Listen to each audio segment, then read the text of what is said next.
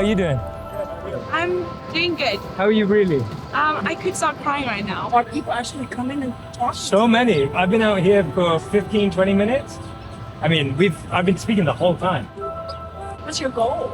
My goal is that this conversation will encourage other people to make space and also to recognize that when we're judging people, criticizing them, comparing ourselves, we have no idea what's going on in their life. Going to therapy for the last 2 years during the pandemic, that's really helped just like processing things. Yeah. And I've been working on trying to be able to be better with myself and kinder to myself. And like, I think that does help. It helps you have better reactions to other people. Do you find crying useful? Have you embraced it? Yeah. I love it. I love crying. Yeah. Sounds so depressing. No, but it's not at all. It's like, if I don't cry, I'm like, what am I blocking? Alcoholism and depression runs rampant in my Irish Catholic family.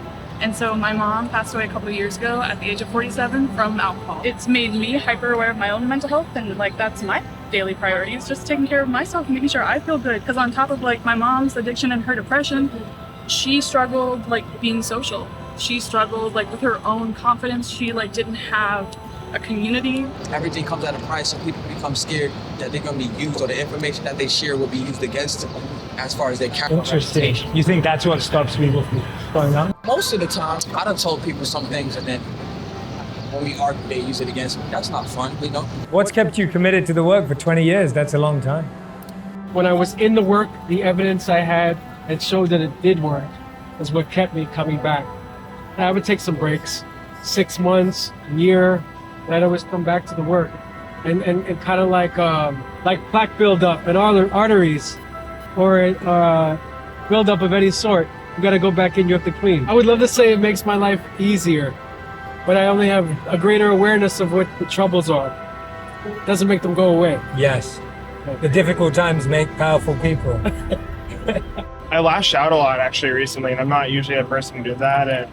And I yelled at one of my friends, and I felt sorry about it. And it just, I don't know, I couldn't control myself. My visa's in transit. I don't have an apartment after next week. So I'm where do I live? How long is it gonna take? And how much money am I gonna have to spend? For a long time, I felt alone. So, don't be afraid to open up. I was afraid, It takes a lot of courage to open up about how you truly feel inside and not be judged or not be shamed for the hurt that you bear. You count too. You matter too. Definitely choose yourself. And it's okay to be quiet, be still, and try to understand why you're feeling this way. It could have been trauma that happened as a kid. It could have been your divorce you had a few years ago. I kind of try and write how I want the outcome of tomorrow to be. And that sort of helped me when I'm feeling a bit overwhelmed. So I kind of write it the night before and then sort of write the goal of the day. I find daily goals much easier than being the best version of myself. Yes, More yes. just a today. This is something small and achievable. When you actually stand and talk to people, especially that we don't know each other in that sense, right. And you can actually say, oh, we can be safe and vulnerable with each other. This isn't going to be used against me. And what you were sharing about your mother, the fact that you were able to take that and use it as a lesson to not repeat. Because for so many people, it's so easy to repeat what they saw. It's too easy. And for you to do that requires so much courage.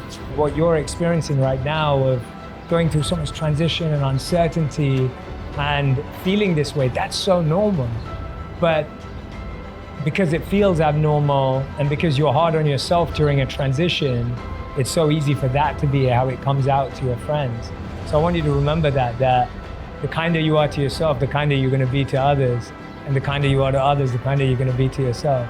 Can I give you a hug? Yeah, love that. Thank you. I want to write you a quick note as a reminder of our little interaction, if that's okay. Yeah, I would love that. Can I write you a short note to take away with you? Absolutely. Would you like that? Absolutely, please. Can I write you a little note to take with you? Yes, well, Can I write you both a short note that you can take as a reminder? Yes, please. I think so often we're so busy, we think everyone around us has it all together. We might not even realize how much the people around us need a moment to pause, to have someone who listens, to have someone who takes some time to hear what they're going through. Thank you for your time. Thank you so much. Thank you for the You guys are on the biggest mission this generation is ever facing. So we appreciate you. Thank you, man.